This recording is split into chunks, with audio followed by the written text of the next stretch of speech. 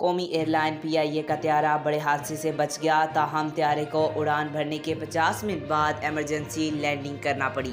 تفصیلات کے مطابق قومی ایئر لائن PIA کی دبئی سے پشاور آنے والی پرواز میں اڑان بھرتے ہی فنی خرابی پیدا ہو گئی، جس کے بعد طیارے نے واپس ایمرجنسی لینڈنگ کی۔ ایوییشن ذرائع نے بتایا کہ پرواز PK 284 میں روانگی کے فوری بعد خرابی پیدا ہوئی۔ ایئر ٹریفک کنٹرول دبئی کی ہدایت پر طیارے نے 50 منٹ بعد واپس لینڈنگ کی۔ مسافروں کو طیارے سے اتار کر لاؤنج منتقل کر دیا گیا ہے۔ ایئر بس A320 طیارے کا معائنہ کیا جا رہا ہے۔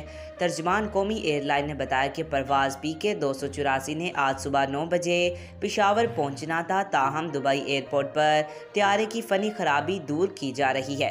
ترجمان کا کہنا ہے کہ PIA کی پرواز PK 284 دبئی سے 1 گھنٹے بعد پشاور روانہ ہو گئی۔ آج تک کے لیے اتنا ہی۔ مزید ایسی معلوماتی ویڈیو دیکھنے کے لیے ہمارے چینل کو سبسکرائب کریں۔